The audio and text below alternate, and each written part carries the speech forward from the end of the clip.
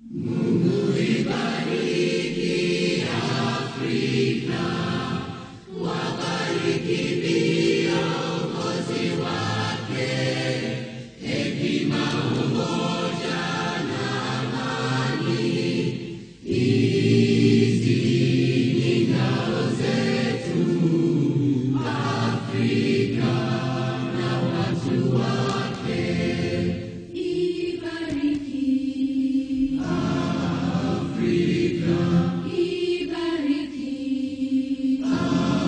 Afrika, tubariki watoto wa Afrika.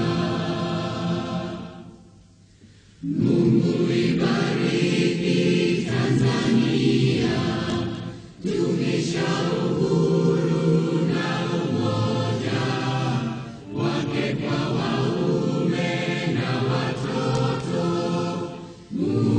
Mungu ibariki Tanzania na watu wake. Ibariki Tanzania, ibariki Tanzania, tubariki watoto wa Tanzania.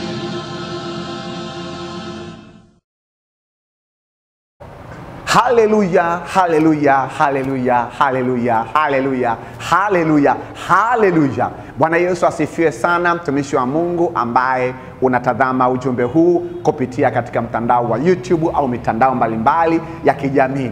Ninapenda kuchukua nafasi hii awali ya yote kumshukuru Mungu sana ambaye ametupa wazo na pia ametupa namna ya kulitekeleza. Tuna habari njema kabisa kwa ajili ya Watanzania na kwa ajili ya wanafunzi wa vyuo vikuu na wahadhiri wa vyuo vikuu katika nchi hii ya Tanzania.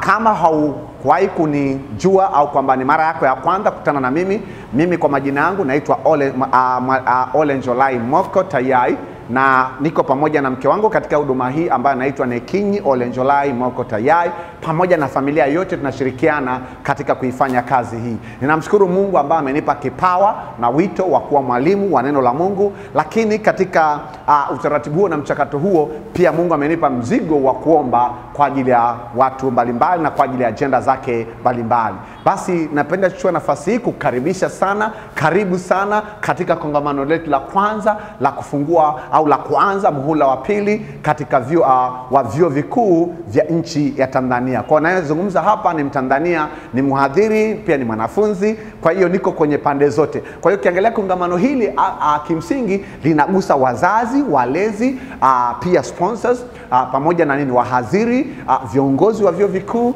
lakini pia pamoja na wanafunzi wa vyuo vikuu na vyuo vya kati.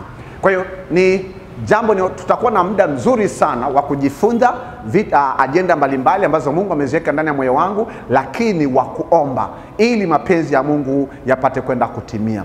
Basi kabla ya kukueleza mambo kadha yanayokuwa nafuata, basi nichukue nafasi hii mimi na wewe tuambatanishe. Haijalishi unanitazama kutoka kwenye mkoa wote, hii ni huduma ya kitaifa. Kwa hiyo yawezekana unanitazama katika Dar es Salaam. Bwana Yesu asifiwe watu wa Dar es Salaam. Inawezekana unanitazama kutoka Pwani. Bwana Yesu asifiwe watu wa Pwani. Inawezekana unatazama kutoka Morogoro. Bwana Yesu asifiwe watu wa Morogoro. Sema amen. Manake inawezekana unatazama kutoka Dodoma. Bwana Yesu asifiwe wana Dodoma. Inawezekana unatazama kutoka Mwanza. Bwana Yesu asifiwe wana Mwanza. Inawezekana mnatazama kutoka Mbeya na vyuo vya Mbeya. Bwana Yesu asifiwe sana watu wa Mbeya, tunatambua uwepo wenu. Inawezekana pia mnatazama kutoka kisiwa cha Unguja au Zanzibar. Bwana Yesu asifiwe sana wanafunzi wa vyuo vikuu na wahadhiri wa vyuo vikuu vya Zanzibar, ikiwepo Karume Institute of Technology na ikiwepo na University of Zanzibar. Inawezekana unatazama kutoka Iringa, kuna vyuo mbalimbali, kuna wahadhiri akiwepo na mchungaji Samuel na vyuo vya makanisa mbalimbali, ikiwepo na kanisa la Kilutheri na chuo cha Katholiki. Inawezekana unatazama kutoka Kigoma. Bwana Yesu asifiwe sana watu wa Kigoma. Basi tuunganike kwa ajili ya kuweza kupata nafasi ya kujifunza namna ya kuomba na pia namna gani ambavyo Mungu alivyokuwa amekusudia. Basi ili tuweze kuanza kongamano letu, ni vizuri tukajikabidhi mikononi mwa Mungu ili Mungu anitumie kama chombo chake na kama kifaa chake, lakini lakini akutumie pia unayemtazama kama chombo chake ambacho kinachobeba ujumbe wake na kinachobeba agenda. Ninachotaka tu kukuambia kwamba leo hii ni siku ambayo Mungu ameikusudia kuweza kuachilia ushindi na kuachilia upako katika vyuo vikuu vya nchi ya Tanzania. Bwana Yesu asifiwe sana. Basi fumba macho yako tuende tukaombe. Baba, katika jina la Yesu Kristo Nazareth, tunakuja mbele zako, tunasema asante kwa mwaliko wako. Tumeitika mwaliko wako Bwana, kama vile ulivyokuwa umemwalika Esther, Mordekai pamoja na pia na wajakazi wa Esther na Wayahudi wote waliokuwa katika mji wa Shushani, ukawaalika ili wapate kuomba kwa kuomba na kufunga kwa siku 3 kwa ajili ya Esther, ili apate kuingia kwa mfalme kinyume cha sheria. Nasi tumekuja mbele zako, umetualika kwa ajili ya kuomba kwa ajili ya vyuo vikuu vya Tanzania, lakini hasa case study yetu Bwana ni kuomba kwa ajili ya taasisi ya teknolojia ya Dar es Salaam, katika jina la Yesu Kristo Nazareth. Kwa picha uliokuwa umetupa ni picha kubwa, lakini kwamba tutakwenda kuingia ndani na kuweza kutazama katika maeneo mbalimbali. Mungu, tunasema asante. Tunawakaribisha jeshi lako la malaika watakatifu, na tunamkaribisha Roho Mtakatifu apate kwenda kutufundisha namna ya kuombea Bwana vyuo vikuu vya Tanzania na namna kuombea agenda mbalimbali zilizokomezeka katika mioyo yetu. Mungu, pasipo wewe mimi siwezi. Pasipo wewe mimi na familia yangu hatuwezi hii huduma. Pasipo wewe hakuna mafanikio yoyote katika kongamano hili. Pasipo wewe mtazamaji wako anayenitazama hawezi pia kuweza kusimama katika zamu yake. Tunakuja mbele zako tukisimama katika zamu zetu Bwana kwa ajili ya kutafuta ufalme wako na haki yako, katika jina la Yesu Kristo Nazareth. Mungu, nakuja mbele zako, tumia kinywa changu kama silaha. Tuvishe silaha zako za kivita Bwana, ili tupate kwenda kuangusha ngome zote na fikra zote za kipepo, katika jina la Yesu Kristo Nazareti. Mungu, tunakuja mbele zako tukiomba upako wako wa alfa, katika jina la Yesu Kristo Nazareti. Utufundishe na utuongoze namna gani ya kuweza kuomba sawa sana makusudi yako na kuvipiga vita vya imani, na tupate kwenda kushinda, katika jina la Yesu Kristo Nazareti. Najiweka wakfu mbele zako, unitumie kama chombo chako. Ninaweka wakfu mtumishi wako na mtoto wako anayekuwa anatazama, labda ni mzazi, labda ni mwanafunzi, labda ni mhadhiri, au labda ni kiongozi, labda ni Mtanzania yoyote. Mungu, kwa jinsi ya nafasi yake, mfalme amani, yamkini ya kwamba na ndugu zake wako vyuo vikuu, yamkini ya kwamba anapenda kufika chuo kikuu, yamkini mwanafunzi wa sekondari. Mungu, weka huu mzigo ndani yake ili apate kuomba, ili upate nafasi ya kuweza kuingilia mifumo ya vyuo vikuu vya nchi hii, katika jina la Yesu Kristo Nazareti. Amen. Sema amen. Amen. Bwana Yesu asifiwe sana. Sasa kabla hatujaanza kwenda kupata nafasi ya kupasha manake roho zetu na vinywa vyetu kwa kwenda kumwabudu Mungu wetu, tunatakiwa kufanya, kuna mambo machache, matangazo machache ya kuweza kukushirikisha ili yaweze kukujenga katika imani. Nipende kuchukua nafasi hii kukaribisha katika shule yetu ya mtandao wa internet inaitwa Ufalme wa Mbinguni Uje Tanzania, na kwenye mabano kuna jina ambalo Mungu amenipa naloitwa Olenjolai, lakini pia nipo na mke wangu Nekinyi. Kwa hiyo N inasimama badala ya Nekinyi. Na tuna idara kadhaa katika shule hii ya Ufalme wa Mbinguni. Idara mojawapo inaitwa idara ya makongamano ya maombi na majibu, ambalo neno au msingi wa hiyo idara ni Mambo ya Nyakati wa Pili sura ya 7 mstari wa 14 na Mathayo sura ya 6 mstari wa 9 mpaka wa 10. Na wimbo wa kuabudu tutakao kwenda kumwabudu unaitwa Mungu Baba, unaimbwa na Upendo Mkone, lakini kuna version au kuna matoleo mbalimbali ya watumishi mbalimbali na waimbaji mbalimbali. Asili ya huu wimbo wa kuabudu ni kitabu cha Mathayo sura ya 6 mstari wa 9 mpaka wa 10. Na nimeuandika hapa sehemu tu ya huu wimbo tutakao kwenda kuabudu, ili tuweze kupata nafasi ya kumweleza Mungu wetu ni nani na sisi ni nani kwake. Bwana Yesu asifiwe sana. Hili ni kongamano letu la kwanza ambalo lina kichwa kinachosema kongamano la kwanza. Kongamano la kwanza, sema kongamano la kwanza, sema kongamano la kwanza. Kongamano la kwanza la muhula, kongamano la kwanza, samahani, sema kongamano la kwanza. Kwa hiyo kongamano la kwanza, muhula au semester, muhula wa pili au semester ya pili wa vyuo vikuu Tanzania, na neno nalo kwenda kusimamia ni Wafilipi 4:6 mpaka mstari wa 7. Alafu na case study yetu takapokwenda kulenga zaidi ni katika taasisi ya teknolojia Dar es Salaam, kwa Kiingereza ita Dar es Salaam Institute of Technology, in short we call it DIT. Sema DIT. Bwana Yesu asifiwe sana. Ndipo mahali ambapo tulipo na ndipo tunapofanya hili kongamano kwa neema ya Mungu. Bwana Yesu asifiwe sana. Haleluya. Basi ni vizuri uweze kuzingatia, hii ni shule yetu na tuna channel kwenye mfumo wa YouTube ambayo inaitwa Ufalme wa Mbinguni Uje Tanzania. Kwa Ufalme wa Mbinguni Uje Tanzania ni maneno ambayo ya Mathayo 6:10. Anasema kwamba ufalme wako, Mathayo 6:9. Baba yetu uliye mbinguni, jina lako litukuzwe, ufalme wako uje. Wapi? Tanzania, physical location. Bwana Yesu asifiwe sana. Kwa hiyo mambo ya kuzingatia kabla tujaanza kwenda kupita hiyo mistari kuimarisha imani yetu ili tupate kwenda kupata nafasi ya kuweza kumwabudu Mungu wetu, basi mambo ya msingi kwamba haya ni makongamano halisi. Sema makongamano halisi. Sema makongamano halisi.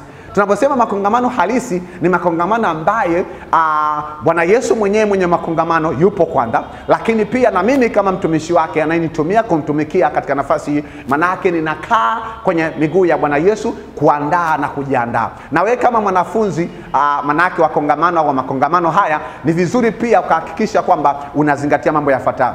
Kinachohitajika cha kwanza unapokuja kwenye makongamano haya, labda ana kwa ana au kwa mtandao wa internet, hakikisha unakuwa na Biblia yako takatifu. Unaweza kuwa na Biblia kubwa au unaweza kuwa na Biblia ndogo, lakini hakikisha unakuwa na Biblia yako takatifu. Labda ni hard copy au soft copy ambayo unaweza kaweka kwenye simu au kwenye kompyuta, lakini hakikisha una Biblia yako, kwa sababu agenda tunazo kwenda kuziombea tunaziombea kutoka au kwamba kwenye msingi wa neno la Mungu lililo hai na neno la Mungu lenye ukali kuliko upanga ukatao kuili. Bwana Yesu asifiwe sana. Kwa hiki ni kitu cha kwanza kinachohitajika. Kitu cha pili, kwenye haya makongamano ya maombi na majibu tunakuwa tunaandika. Hatukusomei tu ili uandike, tunaandika ubaoni. Na ndio maana tunakuwa na ubao kwa ajili ya kuweza kuandika vipengele mbalimbali na agenda mbalimbali ambavyo Mungu ametupa. Kwa hakikisha unakuwa na daftari lako, labda la design hii au la muundo huu au la muundo mwingine wote, lakini kimsingi uwe na daftari la kuandika notes za makongamano ya maombi na majibu Tanzania. Bwana Yesu asifiwe sana. Kwa hakikisha pia unafanya hivyo kama vile ulivyokuwa unaandika masomo yako ya darasani. Kama ni mwanafunzi wa ngazi wa elimu ya juu, maana yake una madaftari yako ambao unaandika coursework au unaandika tunasema kwamba modules. Kwa hiyo kama unaweza kununua daftari, ukanunua coursework na ukanunua daftari, ukanunua labda modules zingine ambazo hata kuna malengo ya kuzitumia katika maisha, kwa nini usinunue daftari ukaandika habari za ufalme wa mbinguni, ukaandika habari za Bwana Yesu Kristo, ukaandika habari na siri zilizofichwa kwenye Biblia? Kwa hiyo ndio cha pili. Lakini cha tatu, kumbuka pia ukishakuwa na daftari bila kalamu, manake hutaweza kufanyaje? Hutaweza kuandika. Kwa hiyo cha tatu kinachohitajika unapokuja kwenye makongamano, unaweza ukawa na kalamu zako mbili, ili moja Kigoma, nyingine inaweza kuandika, ili uweze kuandika na upate material ya kuweza kuyarudia mara kwa mara. Lakini lingine pia, jambo lingine au kinachohitajika cha nne, kaa kwenye maombi, ombea makongamano haya ili Mungu apate kwenda kutupigania na kutushindia na apate kwenda kujibu kile tunachokuwa tunakiomba. Bwana Yesu asifiwe sana. Bwana Yesu asifiwe sana. Lakini jambo la msingi pia kwenye makongamano ni kuna darasa. Kuna sehemu ya darasa ambalo la maombi, na baada hapo utakwenda kuomba. Lakini jambo la msingi kwamba kama hili darasa, unaruhusiwa pia kuuliza maswali. Unaruhusiwa kunyosha mkono ukauliza maswali kwenye comments kama ni unatufuatilia kwa mtandao wa internet, au kwa ana unanyosha mkono unauliza swali kuhusiana na kipengele au mambo mbalimbali kuhusiana na Biblia. Sio kama naweza nikajibu maswali yote, lakini Roho Mtakatifu anaweza akakujibu maswali yote ambayo unakuwa unafikiria. Bwana Yesu asifiwe sana. Kwa hiyo hayo ndio mambo ya msingi ya kuzingatia. Yako mengine tutaendelea kukuelekeza, lakini cha msingi pia, amua leo hii kuwa mwanafunzi rasmi na mwanafunzi ambaye mwenye jitihada na mwenye bidii wa kusoma manaka wa kujifunza elimu ya ufalme wa mbinguni kwa kupitia mtandao wa internet. Lakini jambo la msingi, hakikisha pia unaisajili kwenye shule yetu kwa kubonyeza kitufe cha subscribe, lakini pia hakikisha unawashirikisha wenzio na kuwatumia marafiki zako, manaka wa Kristo wenzako, na classmate wenzako, wanadarasa wenzako uliosoma, wanachuo wenzako, marafiki zako, ndugu zako, wazazi wako. Hakikisha pia unawatumia manake viunganishi vya huu ujumbe ili nao wapate kubarikiwa na Bwana Yesu. Bwana Yesu asifiwe sana. Haleluya. Wewe simama katika jina la Yesu Kristo Nazareth. Hasa basi tunakwenda mbele za Mungu tuweze kuanza kile ambacho Mungu alichokuwa ametuitia. Manake jambo la msingi ni vizuri sasa tuweze kupata kabla sijaanza kufundisha, tupate nafasi basi. Naomba usimame kwa kumheshimu Mungu, tupate nafasi ya kwenda kumwabudu Mungu wetu, na baada hapo tutaanza kwenye huo msingi na tutakwenda moja kwa moja kwenye ajenda ya kwanza. Haya makongamano kidogo ya aina tofauti kwa sababu unaona tunaandika maana tukusomei tu alafu unakuja kukuta kwamba tunapoingia kwenye maombi unaingia pasipo kuwepo na imani. Kwa lazima tuimarishe imani zetu ili tuweze kuomba sawa sana Mungu anavyotaka. Bwana Yesu asifiwe sana. Kwa tutakuwa tunaelekezana ajenda mojawapo tunaomba.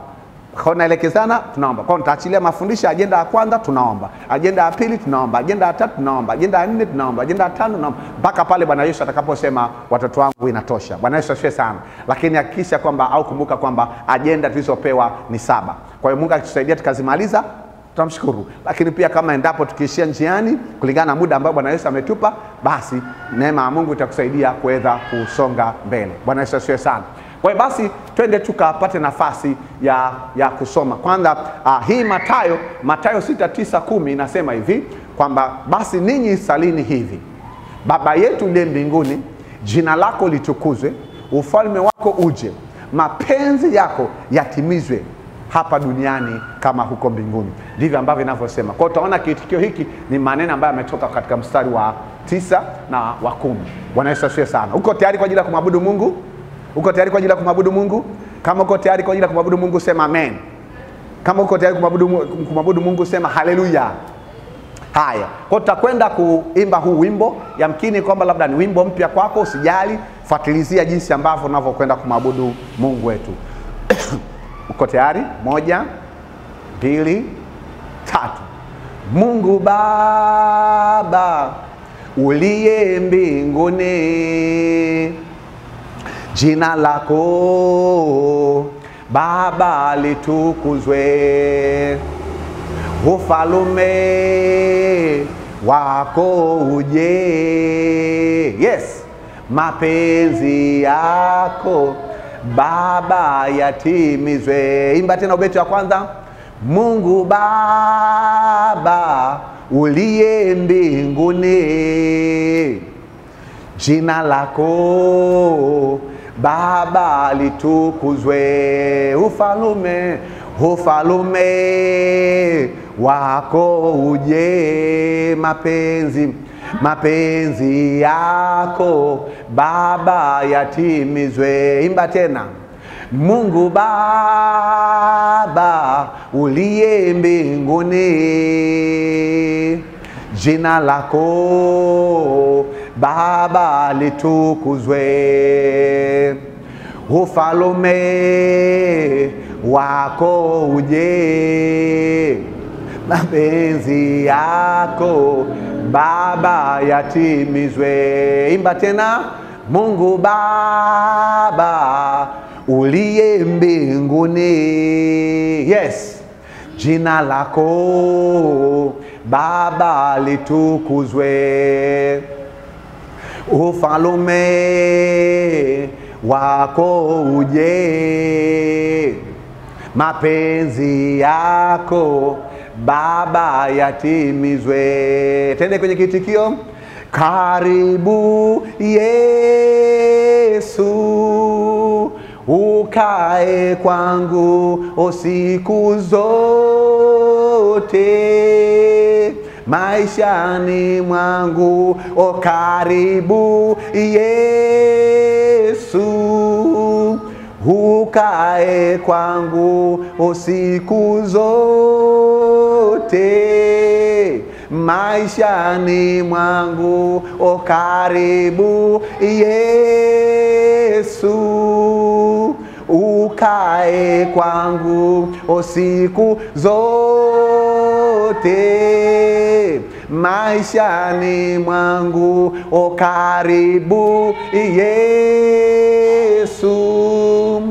ukae kwangu siku zote maishani mwangu. Uwe wangu daima, uwe wangu daima, uwe wangu daima. Chapia Yesu makofi. Daima. Amen. Hongera sana kwa kupata nafasi ya kumwabudu Mungu. Sasa chukua Biblia yako, tuende kwenda kuingia katika kipindi cha mafundisho ya mambo kadhaa kabla tujaanza. Basi twende kwanza kwenye kitabu cha Mambo ya Nyakati wa Pili, sura ya 7 mstari wa 14. Kimeandikwa 2 Mambo ya Nyakati sura ya 7 mstari wa 14. Kwa Mambo ya Nyakati wa Pili sura ya 7 mstari wa 14. Kama umefika sema amen. Neno la Bwana linasema hivi: ikiwa watu wangu walioitwa kwa jina langu. Ngoja nirudie tena. Mambo ya Nyakati wa Pili sura ya 7 mstari wa 14. Nimeandika hapo. Hii hapa. Mambo ya Nyakati wa Pili sura ya 7 mstari wa 14. Neno la Bwana linasema, ikiwa watu wangu walioitwa kwa jina langu watajinyenyekesha na kuomba na kunitafuta uso na kuziacha njia zao mbaya, basi nitasikia toka mbinguni na kuwasamehe dhambi yao na kuiponya nchi yao. Kwa tunaona katika huu ujumbe ujumbe uliowekwepo kwanza, manake ujumbe huu wa Mambo ya Nyakati wa Pili sura ya 7 mstari wa 14 ni majibu ya maombi ya Mfalme Suleiman baada ya kumjengea Mungu hekalu ambalo ni mahali patakatifu patakatifu. Manake Mfalme Suleiman alikusanya wazee na alikusanya Wayahudi wote na wana wa Israeli wote ili wapate kulipandisha sanduku la agano na kuliweka katika mahali pake, lakini Mfalme Suleiman akaomba maombi ya kuweka wakfu lile hekalu. Sasa baada ya kuomba, utaona kwamba maombi yale yalikuwepo kwenye sura ya 6 na hata pia katika sura ya 7 utaona kabisa kwamba manake Suleiman aliweza kuomba ajenda mbalimbali. Sasa ilipofika kwenye sura ya 7 mstari wa 12 ndipo ambapo Bwana alipoanza kujibu hayo maombi. Ndio wanasema kwamba hii ni idara ya makongamano ya maombi na majibu. Kwa unaona kabisa kwamba kwa mfano kwenye sura ya 12 Bwana akamtokea Suleiman usiku akamwambia, nimesikia uliyeyaomba na mahali hapa nimejichagulia kuwa nyumba ya dhabihu. Kwa unaona mstari wa 12 ni mstari wa nyuma kabla mstari wa 14. Kwa kuanzia mstari wa 12 mpaka mstari wa 18 ni Mungu anajibu maombi ya Mfalme Suleiman. Hasa katika sehemu hiyo ya majibu ndipo anapokuwa anamwambia Mfalme Suleiman kwamba ikiwa watu wangu walioitwa kwa jina langu, manake waliookoka, watajinyenyekesha. Tukijinyenyekesha, mimi na wewe tukijinyenyekesha mbele za Mungu, nini kitakachotokea? Alafu tukaomba, alafu na tukautafuta uso wa Mungu na kuziacha njia zetu mbaya katika vyuo vikuu vya Tanzania, basi Mungu atafanyaje? Atasikia toka mbinguni, ambayo ni mbingu ya 3. Atasikia toka mbinguni, na baada ya hapo atatusamehe dhambi zetu ambazo tumemtenda, na pia ataiponya nchi yetu ya Tanzania. Bwana Yesu asifiwe sana. Bwana Yesu asifiwe sana. Twende kwenye Mathayo 6 mstari wa 9 mpaka wa 10. Mathayo 6 mstari wa 9 mpaka wa 10. Bwana Yesu asifiwe sana. Mathayo 6 mstari wa 9 mpaka wa 10, tujenge msingi kwanza kidogo kabla kwenda katika agenda ya kwanza. Neno la Bwana nasema kwenye Mathayo 6 mstari wa 9 mpaka wa 10. Umefika? Kama umefika sema amen. Mathayo 6 mstari wa 9 mpaka wa 10. Neno la Bwana nasema, basi ninyi salini hivi, basi mimi na wewe tusali hivi, basi mimi na wewe tusali hivi. Yesu, haya ni maneno ya Yesu mwenyewe anatufundisha kwamba basi sisi tusali hivi. Anasemaje? Baba yetu uliye mbinguni. Yeye ni agenda ya kwanza. Baba yetu uliye mbinguni ni agenda ya kwanza. Baba yetu yuko wapi? Mbinguni. Ni agenda ya kwanza. Alafu agenda ya pili, jina lako litukuzwe. Jina lako litukuzwe. Sema jina lako litukuzwe. Sema baba yetu uliye mbinguni. Sema baba yetu uliye mbinguni, jina lako litukuzwe. Jina lako litukuzwe. Alafu anasemaje tena? Ufalme wako uje. Ufalme wako uje. Sema ufalme wako uje. Alafu anasema mapenzi yako yatimizwe hapa duniani kama huko mbinguni. Kwa unaona kabisa kwamba msukumo uliokuwepo kwenye idara hii ya makongamano na maombi ni kwa ajili ya kuomba ufalme wa mbinguni uje Tanzania. Ni kwa ajili ya kuomba ufalme wa mbinguni uje kwenye vyuo vikuu vya Tanzania. Ni kwa ajili ya kuomba ufalme wa mbinguni uje kwenye taasisi ya teknolojia Dar es Salaam. Kwa hiyo ndio maana nasema kwamba baba yetu ile mbinguni, jina lako litukuzwe. Wapi? Kwenye vyuo vikuu vya Tanzania. Ufalme wako uje wapi? Kwenye vyuo vikuu vya Tanzania na ardhi yote ya Tanzania na anga la Tanzania na maji yote ya Tanzania. Ufalme wa mbinguni uje. Lakini mapenzi yako yatimizwe yatimizwe wapi? Kwenye vyuo vikuu vya Tanzania. Mapenzi yako yatimizwe wapi? Kwenye mioyo ya Watanzania na kwenye mioyo ya wahadhiri pamoja na wanafunzi wa vyuo vikuu, manake na vyuo vya kati.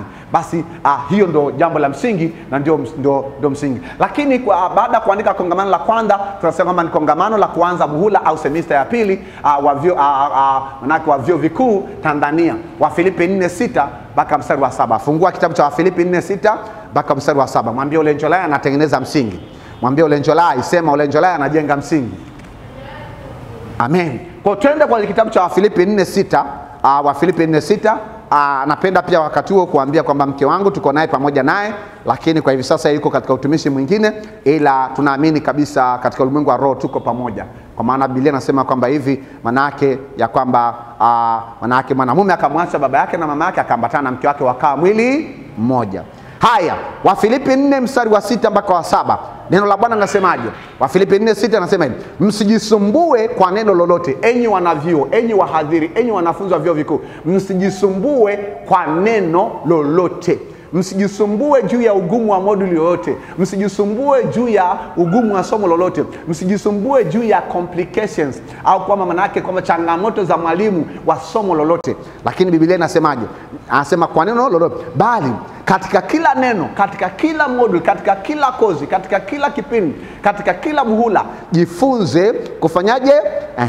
Bali katika kila neno kwa kusali. Jifunze kusali, jifunze kuomba, jifunze pamoja na kushukuru, ili haja zako zijulikane na Mungu. Kwa nasema msijisumbue kwa neno lolote, bali katika kila neno kwa kusali na kuomba pamoja na kushukuru, na haja zenu zijulikane na Mungu. Mstari wa 7. Na amani ya Mungu ipitayo akili zote itawahifadhi mioyo yenu na nia zenu katika Kristo Yesu. Bwana Yesu asifiwe sana. Kwa huo ndo msingi wa haya makongamano. Hatufanyi tu kwa sababu tunataka kufanya. Tunafanya kwa sababu tunatii agizo la aliyetuita ambaye ni Bwana Yesu Kristo. Lakini tunafanya pia ili mioyo ya wanavyuo ambao kama ni wasomi wakubwa iweze kujengwa kiroho. Si tu tuwajenge katika akili zao, lakini pia tujenge kiroho. Kwa mfano mimi ni mhadhiri kama nilivyosema, ni mwanafunzi wa shahada ya uzamivu, manake shahada ya uzamili. Manake lakini pia ni mhadhiri wa nayefundisha taasisi nayefundisha masomo mbalimbali katika taasisi ya teknolojia ya Dar es Salaam. Kwa manake hii kipengele au hii agenda kuu inanihusu kwa sababu ni mmoja wapo katika hiyo jamii na katika hiyo familia. Bwana Yesu asifiwe sana. Bwana asifiwe. Bwana Yesu asifiwe sana. Na kumbuka pia kama hujaokoka, mwishoni Yesu atakupa nafasi ya kuweza kusali sala toba na kurudi kwake kwa spidi sana, kwa sababu Mungu anakuhitaji. Bwana Yesu asifiwe sana. Kwa hiyo huo ndo msingi. Je, una swali lolote kuhusiana na msingi huu ambao tumejifunza kuhusiana na makongamano ya maombi na majibu? Kama una swali uliza. Kama pia una swali kwa hiyo unatufuatilia kwa mtandao wa internet, hakikisha unauliza kwenye comment, kwa sababu haya ni madarasa halisi. Bwana Yesu asifiwe sana. Haya ni madarasa halisi. Uko tayari kwa ajili ya agenda ya kwanza? Muulize jirani yako, uko tayari kwa ajili ya agenda ya kwanza? Muulize tena jirani yako, uko tayari kwa ajili ya agenda ya kwanza? Muulize tena jirani yako, uko tayari kwa ajili ya agenda ya kwanza? Haleluya. Basi agenda ya kwanza, andika agenda ya kwanza tutakayo kwenda kuibeba leo hii. Agenda ya kwanza, manake Bwana Yesu amesema hivi, manake kwamba tuombe toba. Agenda ya kwanza ni tuombe toba, tuombe toba zidi ya nini? Zidi ya dhambi. Tuombe toba zidi ya dhambi, zidi ya maovu, zidi ya makosa.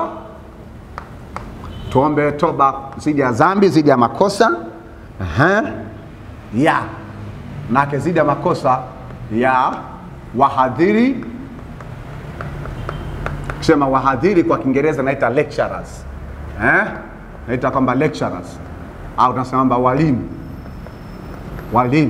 wahadhiri au lecturers, walimu wa vyuo vikuu, na pia wanafunzi, wanafunzi au wanavyuo tunasema wanafunzi wa vyuo vikuu na vyuo vya kati.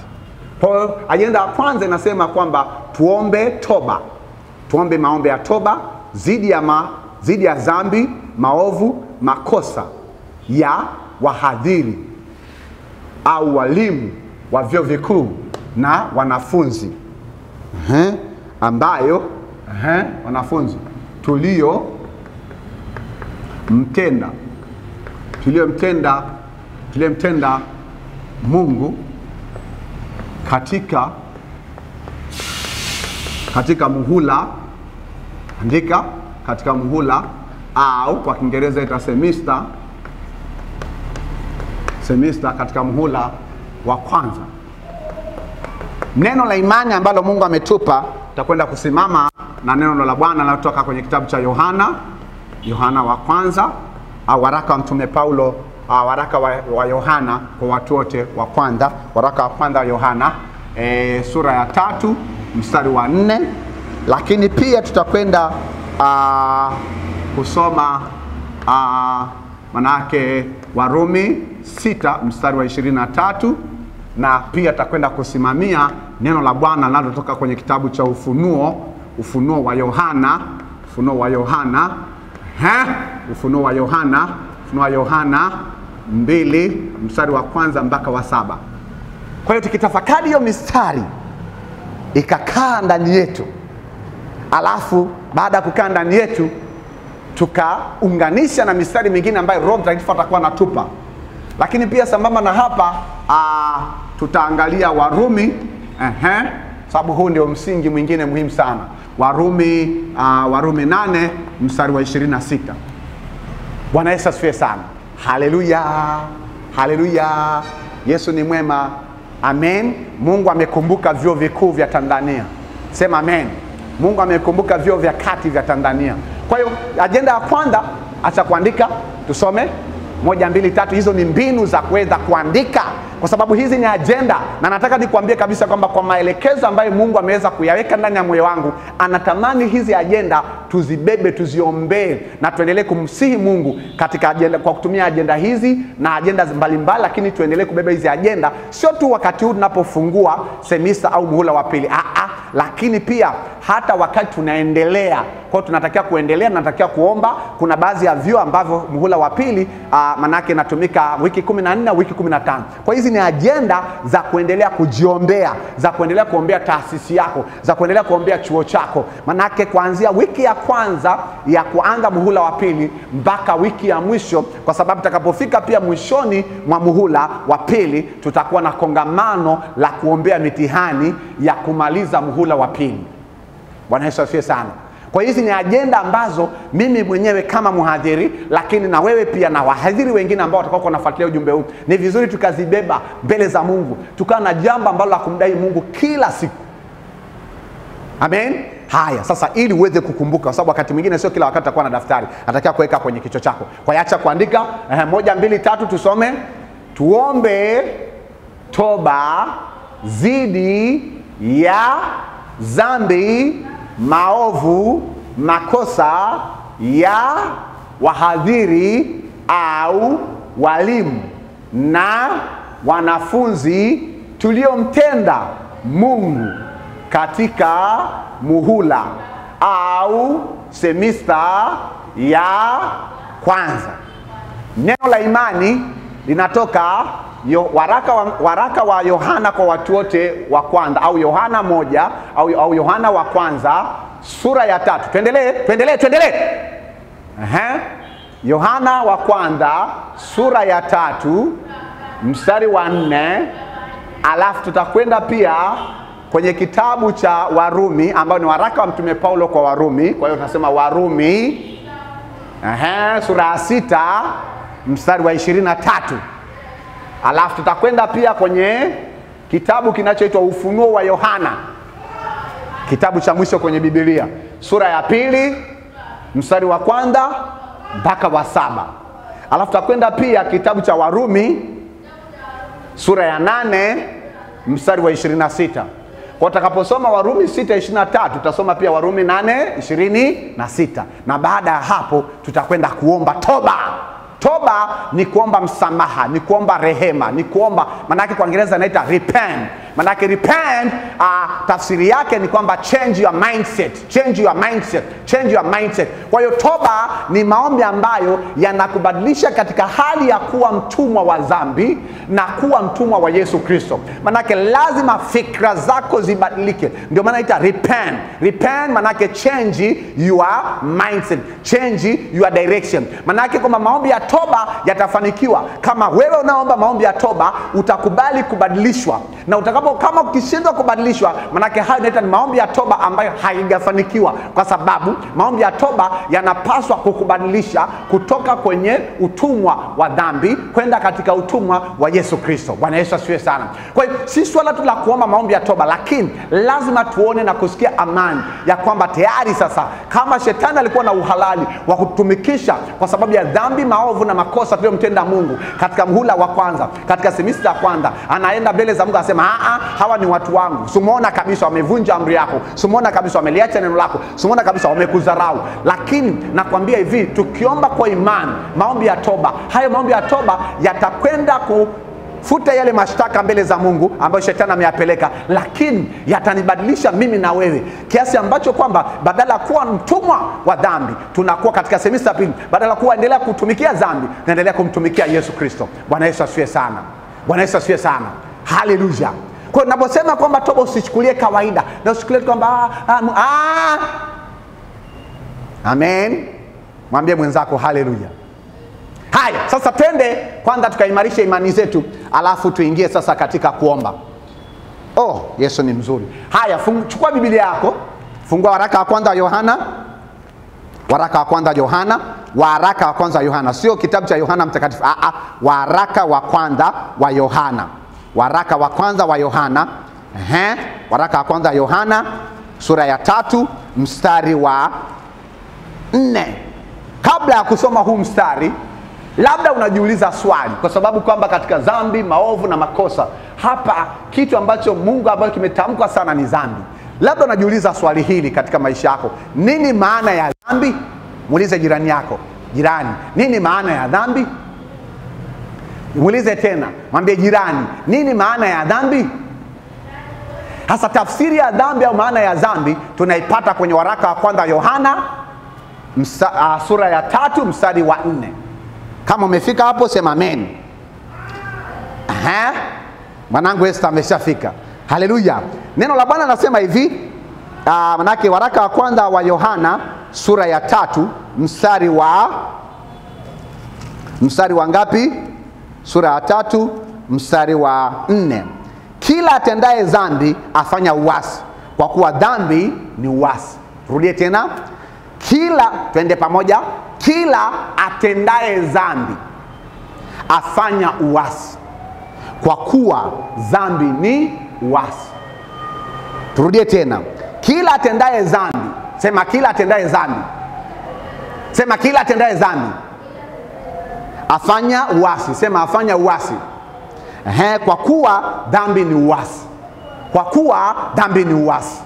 Kwa kuwa dhambi ni uasi. Kwa hiyo tafsiri ya dhambi, nini maana ya dhambi?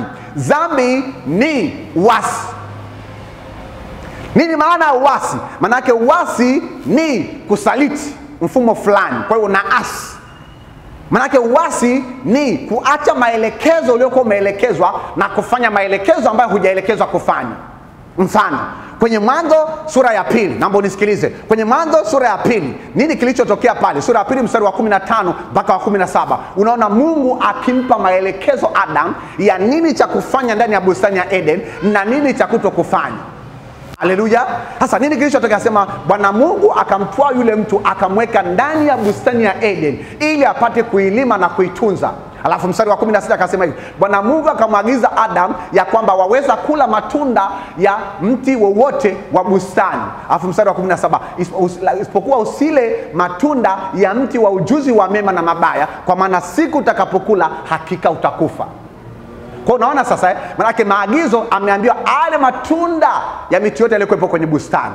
Alafu sasa lazima uelewe, yani leo lazima uelewe ni maana dhambi. Alafu akaambiwa hivi, lakini usile matunda. Sema usile matunda ya mti wa ujuzi wa mema mabaya. Kwa nini? Kwa sababu siku utakapokula hakika utakufa. Sasa nini kilichotokea? Kwenye Mwanzo sura ya 3 shetani akaja kumdanganya Hawa ambaye ni mke wa Adam. Kwa hiyo Hawa na Adam wakala matunda ya ujuzi wa mema na mabaya. Kwa hiyo manake pale ndipo mlango wa dhambi ulipokuwa umefunguliwa. Bwana Yesu asifiwe sana. Bwana Yesu asifiwe. Kwa hiyo manake katika elimu sasa ya vyuo vikuu, tumemtendaje Mungu dhambi katika muhula wa kwanza? Tumemtendaje Mungu maovu katika muhula wa kwanza, katika makosa? Manake kulikuwepo, tulipoingia kwenye muhula wa kwanza au semester ya kwanza, Mungu alileta maelekezo yake kwako kwamba mwanangu Jenny, mwanafunzi wangu Gideon, mwanafunzi wangu Angelica, mwanafunzi wangu manake kwamba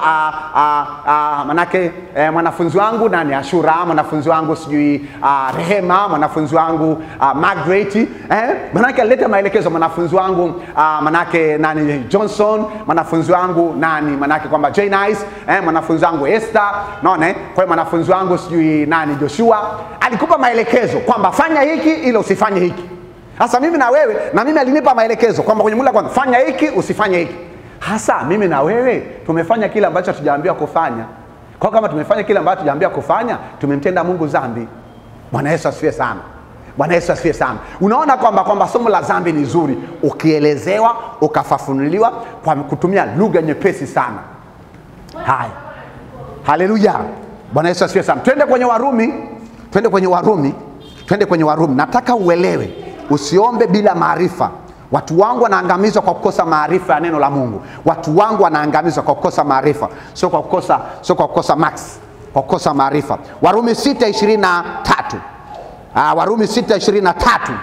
Hasa kama dhambi ni uasi, manake dhambi ni kazi ambayo shetani anaisimamia, anatupa kazi ya kumtenda Mungu dhambi. Kwa hiyo ni kazi. Sasa kazi yoyote lazima iwe na mshahara. Sasa hebu twende kwenye mstari huu, utaona nini mshahara wa dhambi. Bwana Yesu asifiwe sana. Neno la Bwana linasemaje? Linasema hivi, Warumi 6:23. Kwa maana mshahara wa dhambi ni mauti. Mstari huo tunaotaka. Kipengele hicho tu. Kwa maana mshahara wa dhambi ni mauti. Hebu sema, kwa maana mshahara wa dhambi ni mauti.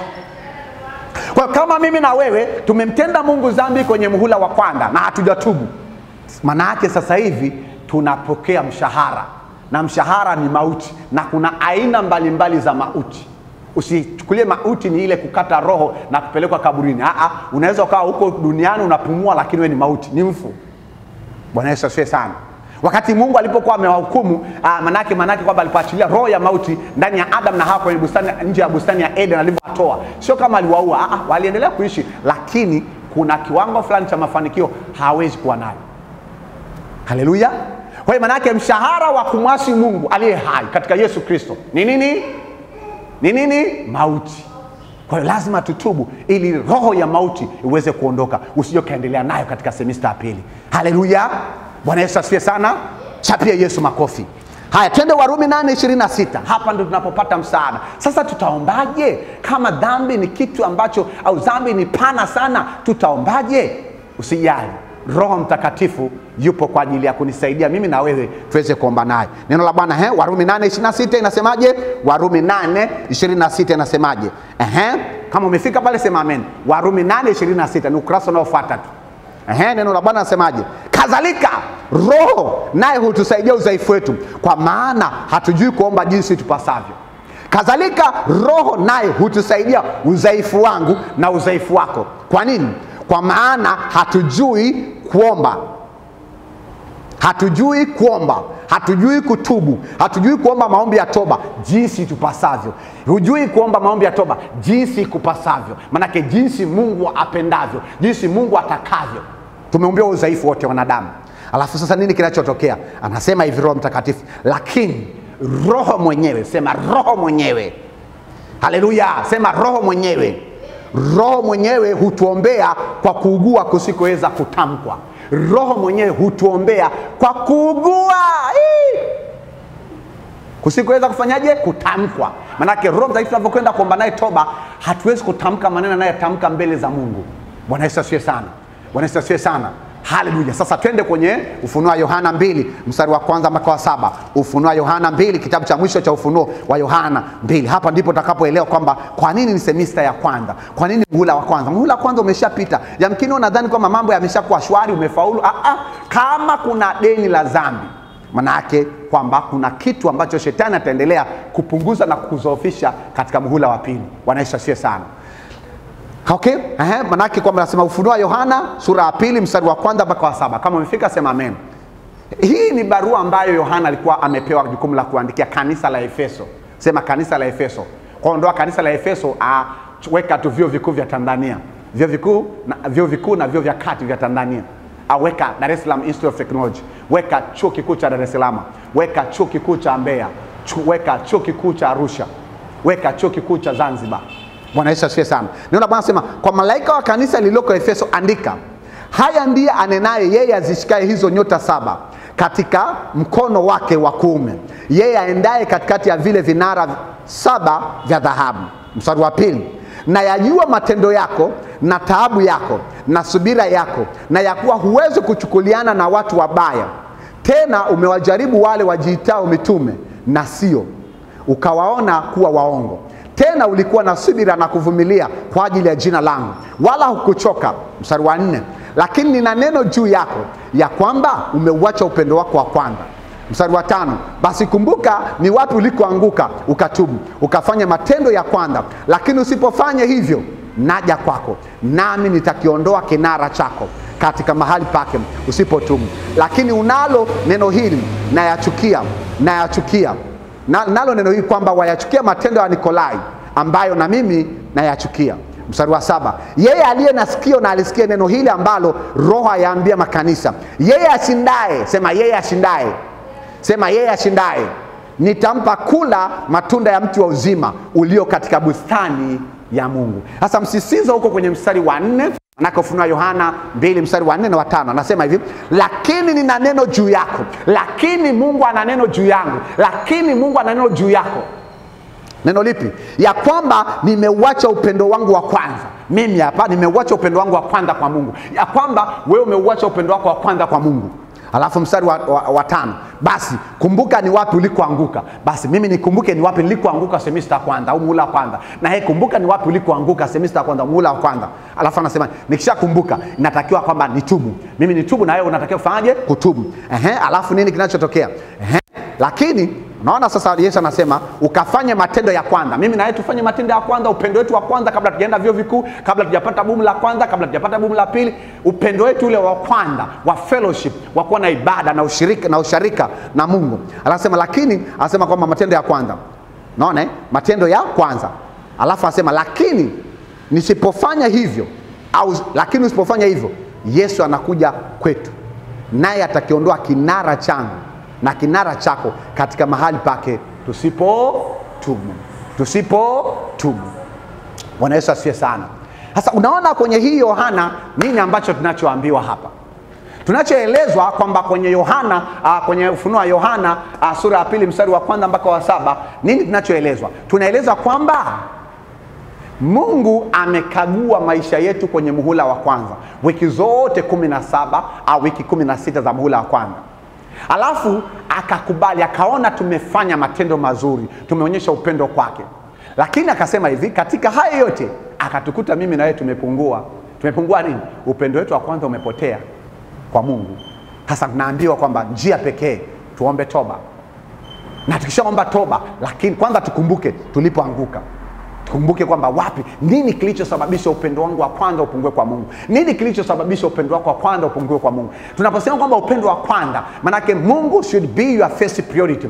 Manake Mungu lazima awe kipaumbele chako cha kwanza. Wala sio masomo yako ndio kipaumbele chako cha kwanza, wala sio zebu lako ndio kipaumbele chako cha kwanza, wala sio wazazi wako ndio kipaumbele chako cha kwanza. Kipaumbele cha kwanza cha Mungu masaa 24 ni Mungu, ni nafasi yake. Amen. Amen. Sasa tukishakumbuka tunatakiwa tufanye matendo yale ya kwanza ambayo tulikuwa tunamtendea Mungu ili tupate kuonyesha upendo wetu wa kwanza kwake. Sasa tumeambiwa tufanye, tutubu. Haleluya. Haleluya. Ninaamini kabisa sasa hivi una msingi sasa kuhusiana na dhambi, maovu na makosa. Haleluya. Iko mistari mingi sana inayofundisha hili somo. Hili ni somo pana ambalo mimi na wewe tukifaulu, mimi nakwambia kabisa tutakuwa na maisha mazuri sana na shetani atakosa uhalali. Haleluya. Basi naomba tusimame twende tukaombe sasa toba. Ninaamini sasa unaelewa kitu gani ambacho tunachokwenda kuomba. Kumbuka pia utakapoenda kuomba usikariri. Mwambie jirani yako usikariri. Usikariri namna ya kuomba. Unaweza ukalia, ukisikia kulia ndani yako kama kuomboleza, lia. Unaruhusiwa kabisa kulia katika makongamano ya kwetu, kwa sababu Hana alilia na akapewa mtoto. Pia ukisikia kupiga magoti, piga magoti. Ukisikia kunyanyua mikono, nyanyua mikono. Ukisikia kwamba manake kwamba kutembea tembea, uwe huru mbele za Bwana, ili mradi kila unachokifanya umuonyeshe Mungu kwa imani. Amen. Mungu Baba uliye mbinguni, jina lako Baba litukuzwe. Ufalume wako uje, mapenzi yako Baba yatimizwe. Karibu Yesu, ukae kwangu siku zote maishani mwangu. Karibu Yesu, ukae kwangu siku zote maishani mwangu. Baba, katika jina la Yesu Kristo wa Nazareti, tunakuja mbele zako mfalme amani, katika jina la Yesu Kristo wa Nazareti. Tunaomba toba Bwana, kwa ajili ya dhambi zetu, kwa ajili ya makosa yetu, kwa ajili ya maovu yetu, kwa ajili ya maasi yetu tuliokuwa tumekutenda mbele zako katika maisha yetu ya kila siku na katika mhula wetu wa kwanza na hata kipindi cha likizo. Baba, katika jina la Yesu Kristo wa Nazareti, tunakisogelea kiti chako cha rehema sawa sana neno lako Bwana la waraka wa kwanza Yohana sura ya 3 mstari wa 4. Tumekuasi tulipokutenda dhambi, tunakuja mbele zako tukiomba msamaha, kwa maana umesema kwamba kwa wewe kuna msamaha. Kwa maana umesema kwamba yeyote aombaye toba kwamba wewe waweza kumsamehe, waweza kumsamehe dhambi zake na wala hutozikumbuka. Kwa maana umesema pia kwenye Isaya 1 mstari wa 18 ya kwamba dhambi zetu japokuwa nyekundu kama bendera, zitakuwa nyeupe kama sufu. Katika jina la Yesu Kristo wa Nazareti, umesema Bwana ya kwamba tukiomba toba mbele zako kwa imani, tukiwa na uhakika wa mambo tunayotarajia na baana mambo yasioonekana, utatusamehe. Tunakuja mbele zako mimi Bwana nikiwakilisha wawaziri pamoja na waziri wote wa vyuo vikuu na vyuo vya kati vya Tanzania, na ikiwepo kwamba taasisi ya teknolojia Dar es Salaam. Mungu, tunakiri ya kwamba tumekutenda dhambi, tumekutenda maovu, tumekutenda makosa Bwana, tumekukwasi katika muhula wa kwanza. Mungu tusamehe, Mungu turehemu, Mungu tusamehe, Mungu turehemu. Mungu tufundishe na kutuonyesha ni wapi tulikoanguka, ni wapi tulipokuwa tumesababisha tukafungua mlango ili shetani apate kupata uhalali, katika jina la Yesu Kristo Nazareti.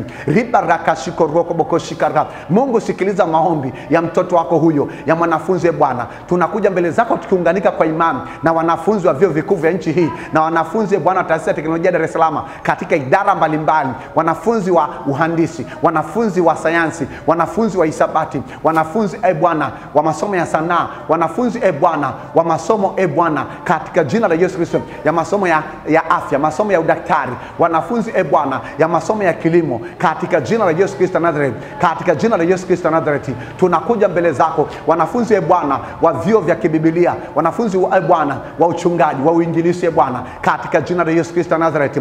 Tunakuja mbele zako mfalme amani, tunaunganika pamoja nao, tunaomba toba katika jina la Yesu Kristo Nazareti. Mungu turehemu, Mungu tusamehe, Mungu turehemu, Mungu tusamehe. Tunachukua damu ya Yesu Kristo Nazareti kutoka kwenye madhabahu, tutapate kwenda kututakasa. Unitakase na mimi nakiri mbele zako ya kwamba nimekutenda dhambi, ndio maana nakimbilia kwenye mkono wako Bwana, katika jina la Yesu Kristo Nazareti. Tunakuja mbele zako tukisimama katika nafasi ya viongozi wa vyuo vikuu na viongozi na viongozi wa vyuo vya kati vya Tanzania Bwana, ma rectors, ma principals Bwana, pamoja Bwana, katika jina la Yesu Kristo Nazareti, na directors na wakurugenzi na wakuu wa idara. Tunakuja mbele zako tukikiri ya kwamba tumekutenda dhambi, yamkini ya kwamba hatujaongoza vio ulivyokuwa umetupa vizuri katika kiwango chako umekusudia, kama unavyosema kwenye Ufunuo wa Yohana sura ya 2 mstari wa 1 mpaka wa 7. Katika jina la Yesu Kristo Nazareti, tunaomba toba kwa ajili ya Mungu. Mungu upate kwenda kuwasamehe, Mungu upate kwenda kuwarehemu katika jina la Yesu Kristo Nazareti.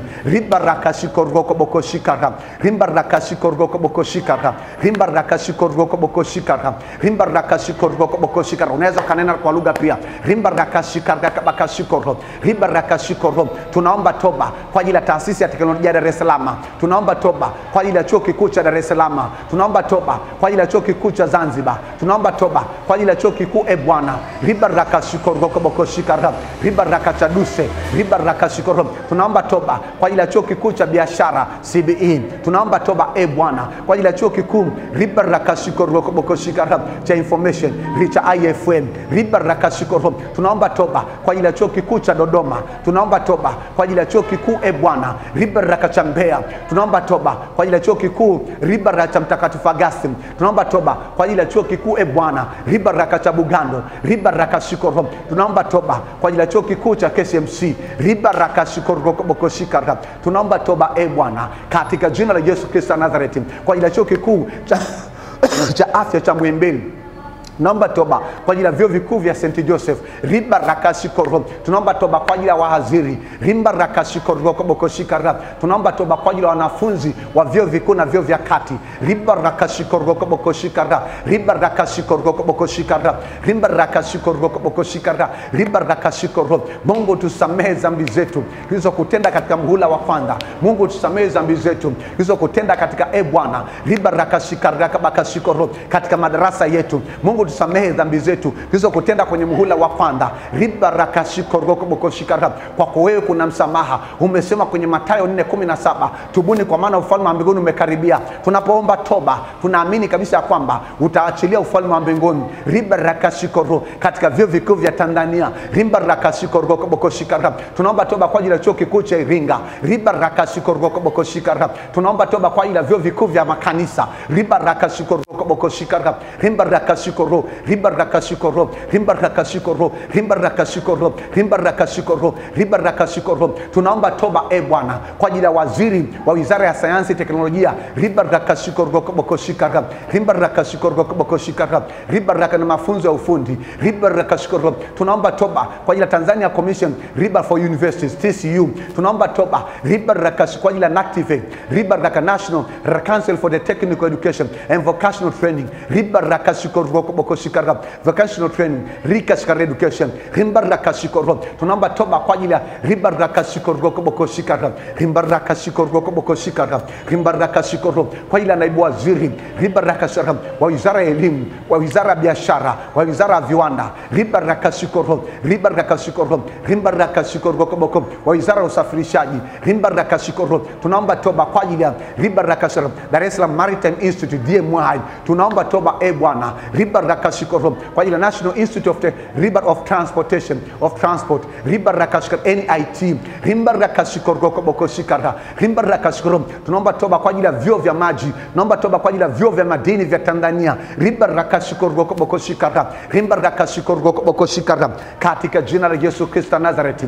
Ribarakashikoro. Mungu tunakuja mbele zako. Ribarakashikoro. Unapotusamehe unaondoa adhabu ya kutupa mshahara wa mauti kwa sababu ya dhambi na makosa na maovu tuliyokutenda. Hata sikio lako likawa zito haliwezi kusikia, hata mkono wako ukawa mzito hauwezi kutuokoa katika jina la Yesu Kristo Nazareti. Ribarakashikorokobokoshikara. Ribarakashikoro kwenye Mathayo 3 mstari wa 2 umesema pia kwamba tutubu kwa maana ufalme wa mbinguni umekaribia. Tukiulizwa katika ulimwengu wa roho, kwa nini naomba toba? Kwa sababu ufalme wa mbinguni, serikali ya mbinguni imekaribia Tanzania, imekaribia katika vyuo vikuu. Ribarakashikorokobokoshikara. Ribarakashikoro. Naomba toba Bwana kwa ajili ya wanafunzi wa mwaka wa kwanza wa vyuo vikuu vya Tanzania. Naomba toba kwa ajili ya wanafunzi wa mwaka wa pili wa vyuo vikuu vya Tanzania. Naomba toba kwa ajili ya wanafunzi wa mwaka wa tatu wa vyuo vikuu vya Tanzania. Naomba toba kwa ajili ya wanafunzi wa mwaka wa 4 wa vyuo vikuu vya Tanzania. Naomba toba kwa ajili ya wanafunzi wa mwaka wa 5 wa vyuo vikuu vya Tanzania.